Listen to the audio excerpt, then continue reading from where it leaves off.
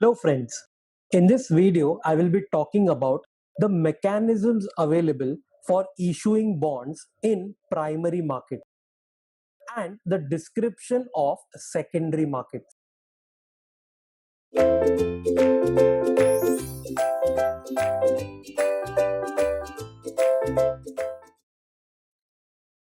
First of all, understand what is a primary market.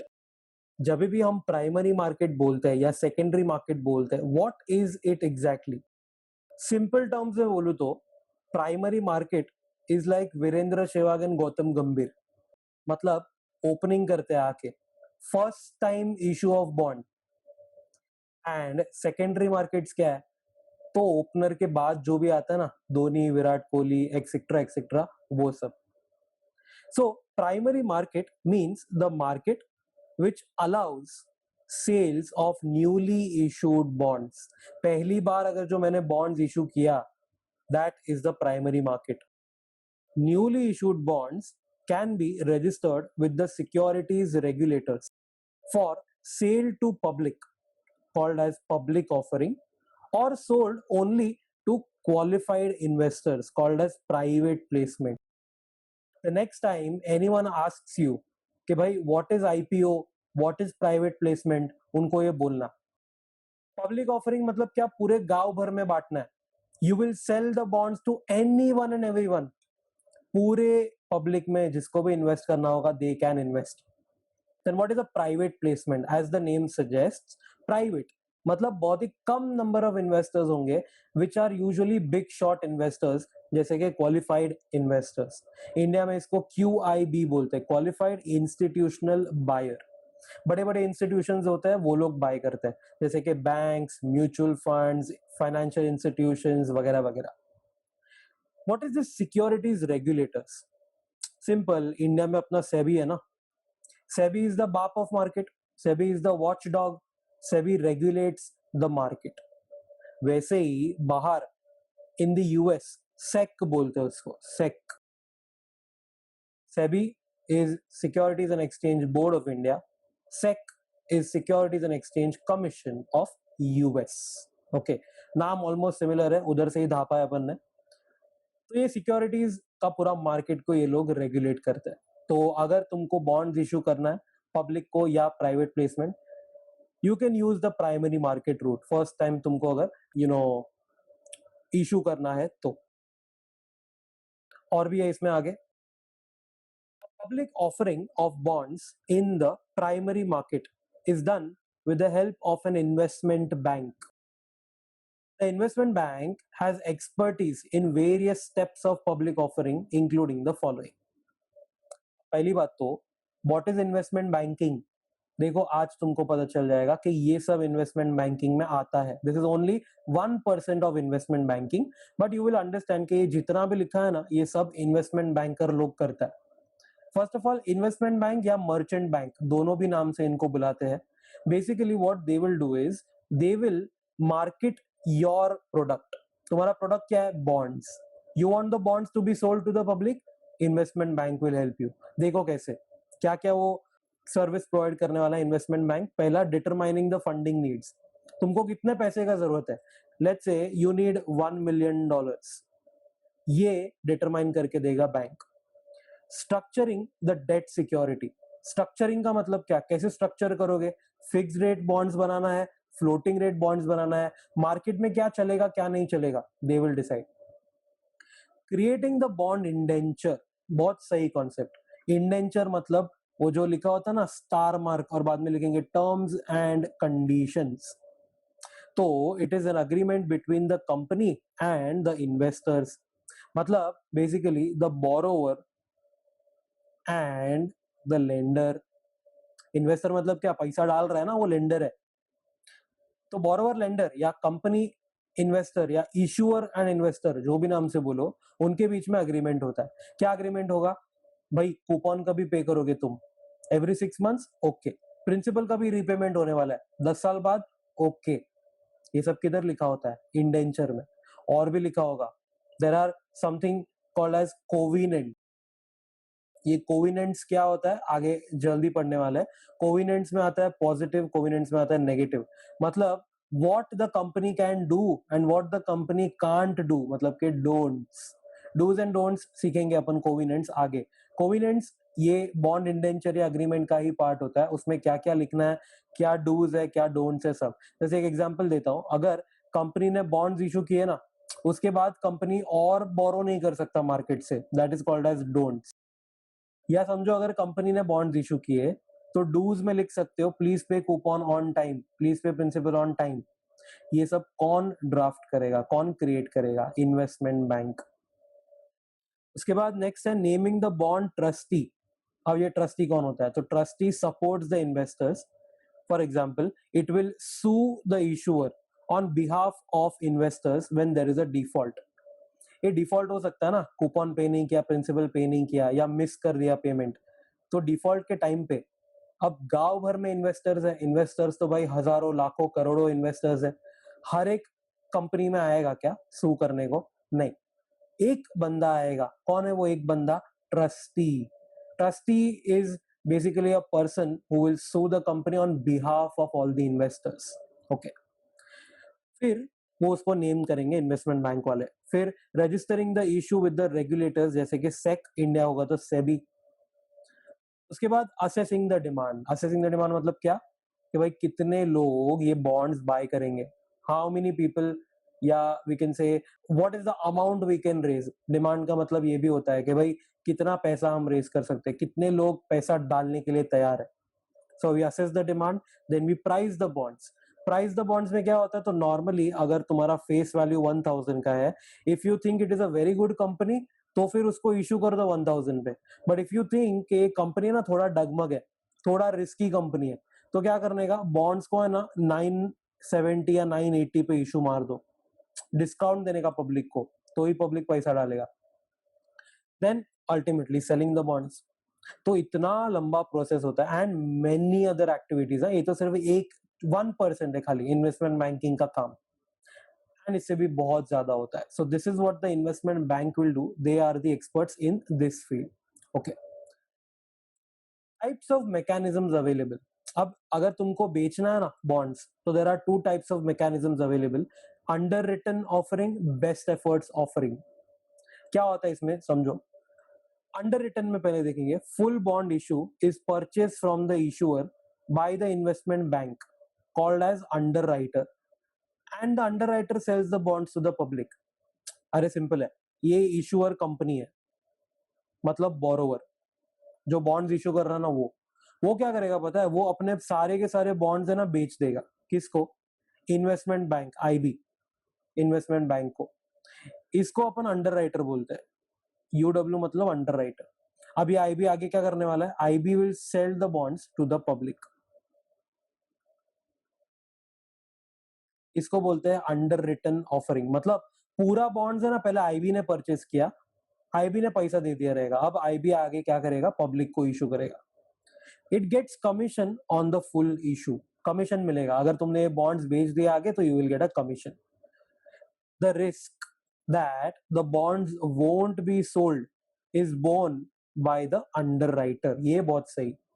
अगर यहाँ पर समझो 10 बॉन्ड्स है ना, यहाँ पर पब्लिक को अगर 9 बॉन्ड्स बेचा ना, तो वो 1 बॉन्ड क्या रिटर्न जाएगा कंपनी को? नहीं, ये आईबी के हाथ में ही रहेगा। मतलब इसके हाथ में इन हैंड एक बॉन्ड रहेगा। तो ऐसा समझना कि भाई उसका खुद का लॉस हो गया, या रादर उसका खुद का इन्वेस्टमेंट हो गया ये, he can't sell it to public, no problem, he will have to keep it. There can be a single underwriter or a syndicate, मतलब के group of underwriters for large issues. अब बहुत ही बड़ा इशू है ना, जैसे रिलायंस वगैरह होता है ना, बहुत बड़े बड़े इशू लाते हैं, 3 4 5 6 अंडरराइटर ऐसे ही वो लोग अपॉइंट करते हैं। बट एक छोटा कंपनी है, छोटे कंपनी को ज्यादा अंडरराइटर की जरूरत नहीं पड़ेगी। In such large issues, they will select one lead underwriter as a head. अब क्या है, बहुत सारे अंडरराइटर हो गए ना तो प्रॉब्लम होएगा, तो एक लीड मतलब कि एक लीडर और बाकी सब बच्चे। तो ऐसे अंडरराइटिंग या अंडर रिटन ऑफरिंग होता है। Not about best efforts offering. Best efforts offering में ना ऑलमोस्ट सिमिलर है, बट ये जो रिस्क है ना, ये इन हैंड वन बॉन्ड वाला, ये रिस्क अब इन्वेस्टमेंट बैंक अपने पास नहीं रहने वाला है. मतलब here the investment bank sells the bonds on a commission basis. Again, they do not commit to purchase the whole issue. मतलब इधर बोला ना कि मैं तुमसे 10 बॉन्ड बाय कर रहा हूँ, वो 10 बॉन्ड बाय नहीं करेगा. Now there is no commitment, जितना बिका उतने का कमीशन दो हमको. So they earn commission only on those bonds which are sold. तो पहले वाले केस में क्या होता था पता है, 10 बॉन्ड जो था ना, वो 10 बॉन्ड्स आईबी को 990 में मिलेगा और वो आगे जो है वो 1000 में बेचेगा. ओके, तो बेसिकली यहाँ जो 10 है ना, उसका कमीशन मिल रहा था उसको. यहाँ पर भी ऐसे ही होगा, उसको कमीशन उतने ही बॉन्ड्स पे मिलेगा जितना उसने बेचा है. But here risk is not borne by the investment banker. मतलब one bond can be return, ये जो बॉन्ड है ना, इसको तुम कंपनी को रिटर्न कर सकते हो, नो प्रॉब्लम. सो ये होता है underwritten offering and best efforts offering. Remember these terms very very well. और भी है टाइप्स ऑफ मैकेनिज्म्स में, यही कंटिन्यू करेंगे. एक होता है शेल्फ रजिस्ट्रेशन ऑफरिंग, एक होता है ऑक्शन ऑफरिंग. पहले ऑक्शन देख लो, बहुत सस्ता, बहुत सिंपल होता है. Government bonds, treasury bills etcetera can be sold through an auction where the highest bidder takes it all. वो मजनू भाई ने किया था वेलकम मूवी में, एक पेंटिंग रखा था, उसमें सब लोग बिड कर रहे हैं, $1000, $2000, फिर कोई आके बोलता है $50,000. अब ये जो हाईएस्ट बिड किया वो लेके जाएगा. तो वैसे ही टी बिल्स का ना पूरा एक लॉट होता है, वो ये लोग क्या करते हैं, सीधा ऑक्शन में बेच देते हैं. Shelf registration offering. Shelf registration offering क्या होता है, देखो, bond issue is registered with the securities regulators, मतलब SEC, as in total value with a master prospectus. एक टोटल वैल्यू का बॉन्ड रहेगा और उसके साथ एक प्रोस्पेक्टस आएगा. Bonds can then be issued over time when the issuer needs to raise the funds. इसका मतलब क्या है समझो. आज मैंने क्या किया पता है, एक मास्टर प्रोस्पेक्टस इशू किया और मैंने ना सेक के साथ वो रजिस्टर कर दिया कि भाई मेरा है ना $1 million का मास्टर प्रोस्पेक्टस है. अब $1 million का मास्टर प्रोस्पेक्टस मतलब क्या पता है, this is the amount I can raise maximum from the public but at instalments. मतलब आज मुझे चाहिए, समझो दिस इज 2018 में if I want some funds, let's say I want $0.3 million, I can raise. उसके बाद 2019 में let's say I need $0.4 million, I can raise. मतलब घड़ी घड़ी परमिशन नहीं लेने का, एक मास्टर प्रोस्पेक्टस दिया है, $1 million मैक्सिमम का, सेक ने हाँ बोल दिया. That is called as a shelf registration offering. Such offerings require less disclosures than a separate registration of a bond issue, and so only financially sound companies are granted this option. ये देखो, अगर ऐसा किसी को भी दे दिया ना $1 million का मैक्सिमम, बाद में तुमको जब भी चाहिए, जब भी मन हुआ तभी रेज करो, ये केस में सिर्फ अच्छी कंपनी को ही ये ऑप्शन देंगे. अगर एक आलतू फालतू कंपनी को दे दिया, कल उठ के समझो वो बैंकरप्ट हो गया, तो 2018 में उसने इतना रेस किया, 2019 में इतना किया, फिर बैंकरप्ट हो गया, तो पोपट हो जाएगा, पब्लिक का पैसा नुकसान हो जाएगा. सो अच्छी कंपनीज को ही हम देंगे. That is why less disclosures are required. मतलब कि basically less permissions are required and less disclosures, मतलब जो फाइनेंशियल स्टेटमेंट्स देना है तुमको, फिर अलग अलग टाइप का सर्टिफिकेट लगेगा from your auditor, from your director वगैरह वगैरह, वो सब बहुत ही कम लगता है. That is why only good companies are allowed to go for this option. In some countries, bonds registered under a shelf registration can be sold only to qualified institution investors.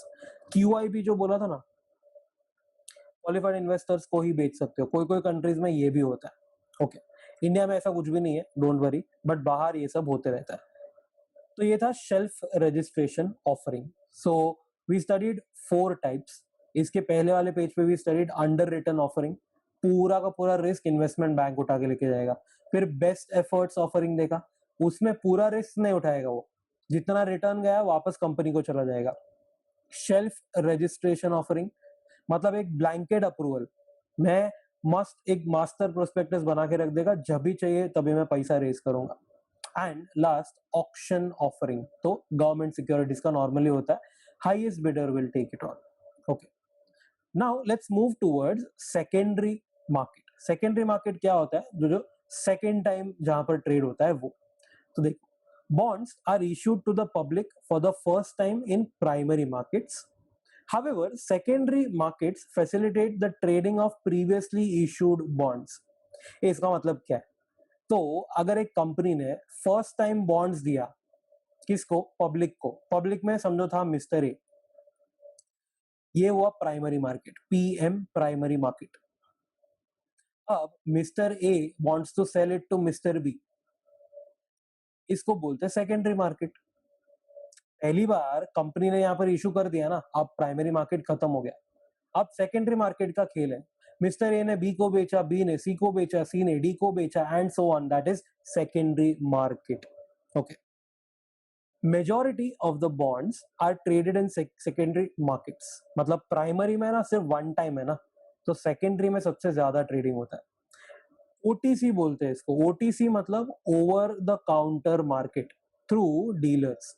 Over the counter है मतलब कि stock exchange से नहीं होगा. Usually stock exchange पे भी list होता है, but majority of those are OTC, मतलब डीलर के थ्रू ये सेलिंग बाइंग होने वाला है, not through stock exchange.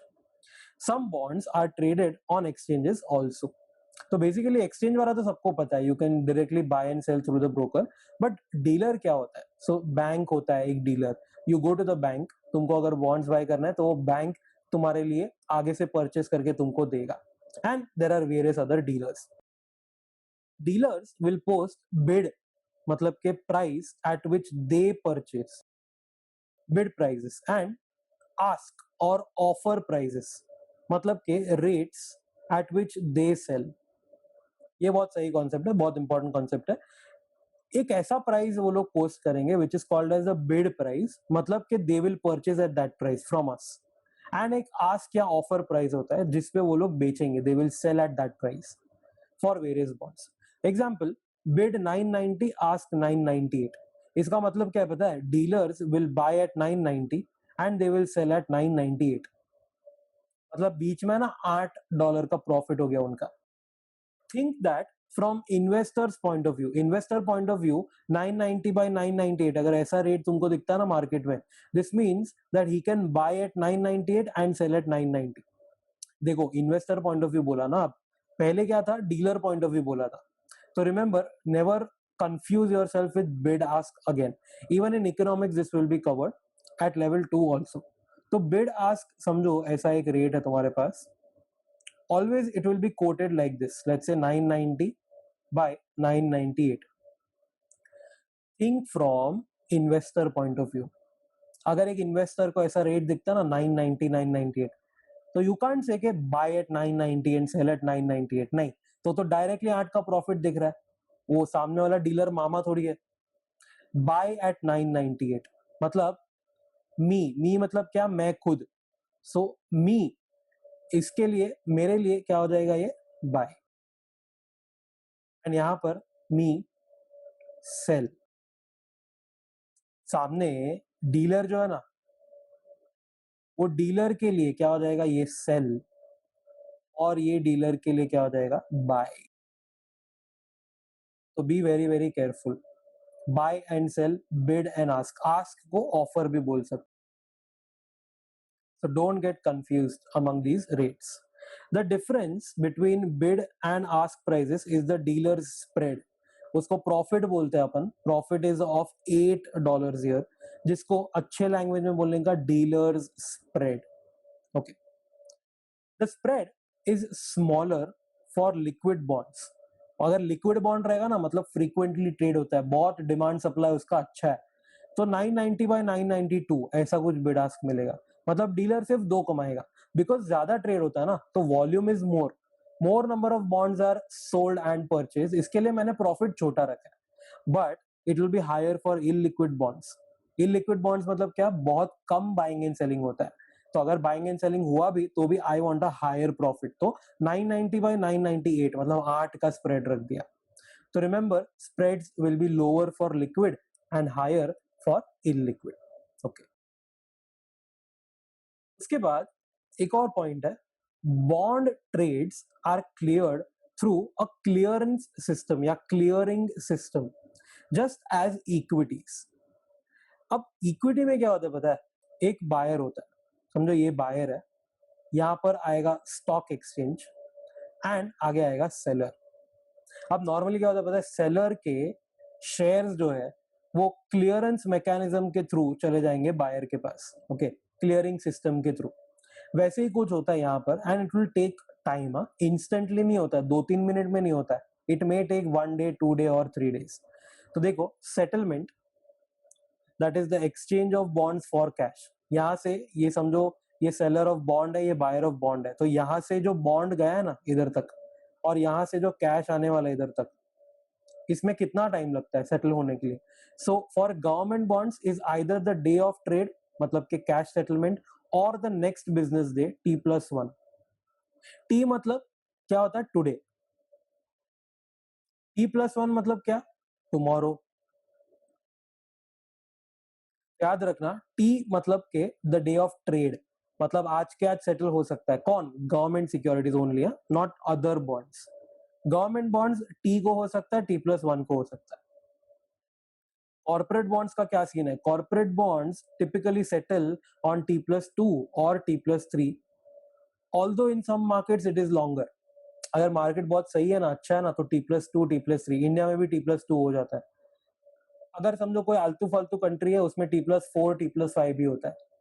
But government क्या है, गवर्नमेंट सबसे सेफ है ना, सबसे फास्ट है, तो टी या T+1 दोनों में भी आ जाएगा। Okay, so this was secondary markets का introduction. Okay, thank you for watching this video.